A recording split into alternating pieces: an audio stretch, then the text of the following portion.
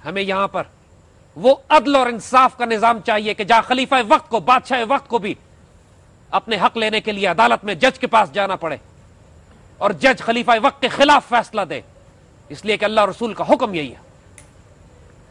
ہمیں یہ انصاف کا نظام قائم کرنا ہے، آج کا نظام نہیں کہ جہاں پر ایک معمولی انسان، معمولی بیوہ، یتیم، کمزور، مسکین، عاجز بھی اپنے انصاف کے لیے دربدر ہو کے تباہ برباد ہو جاتے، اور یہ ظالم نظام اس کو انصاف نہیں دیتا۔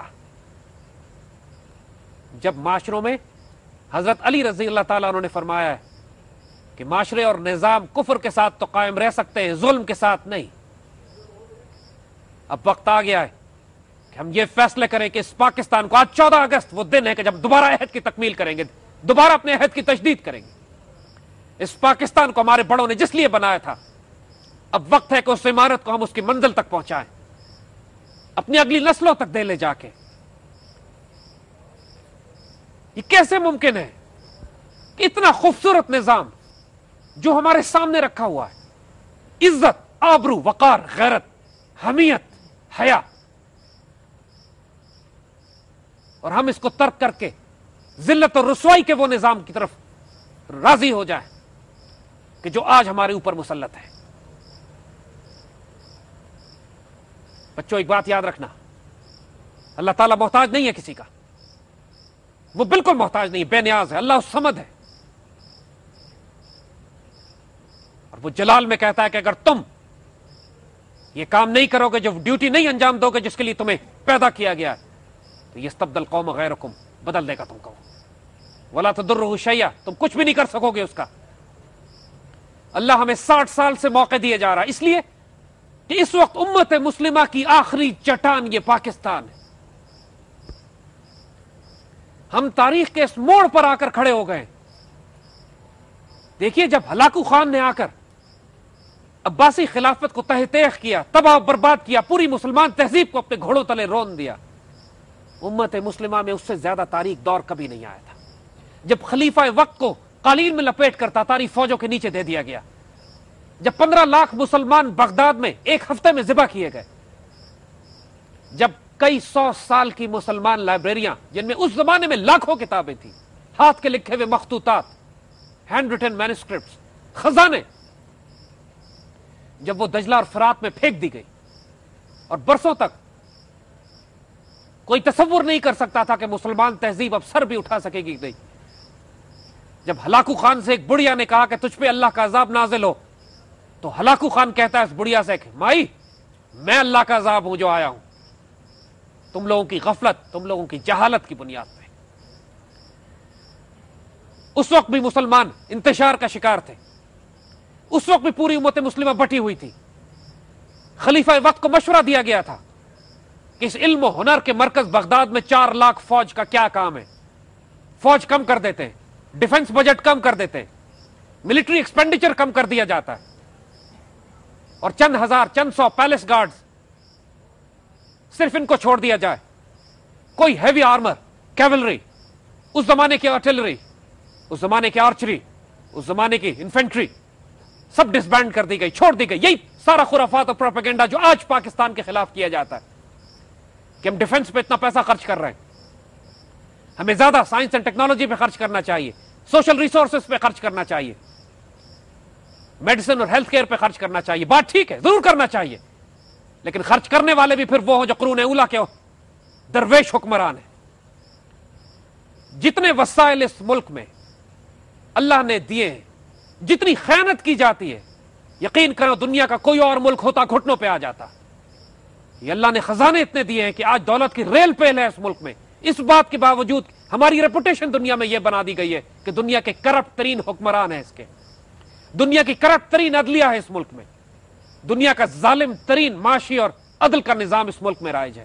اس کے باوجود اللہ کا خیر دیکھو، فضل دیکھو اور کرم دیکھو اس ملک پر۔ اس وقت بغداد جب بالکل تباہ ہو چلا تھا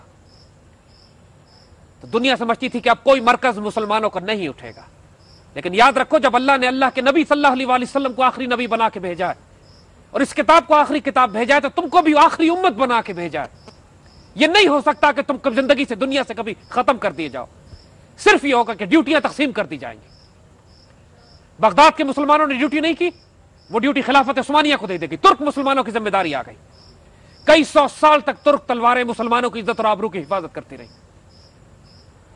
اور بچوں, اس راز کو سمجھو, خدا کے واسطے اس راز کو سمجھو کہ 1924 میں خلافت عثمانیہ ختم ہونے کے بعد یہ ذمہ داری ترکوں سے لے لی گئی ہے. اب یہ ذمہ داری آپ کو دی گئی ہے.